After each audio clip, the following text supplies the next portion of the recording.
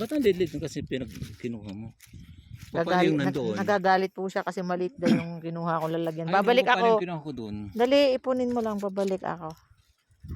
Ayan. Ito. Nakikifarm lang po kami. Ayun pa. Ito pa, no? This one.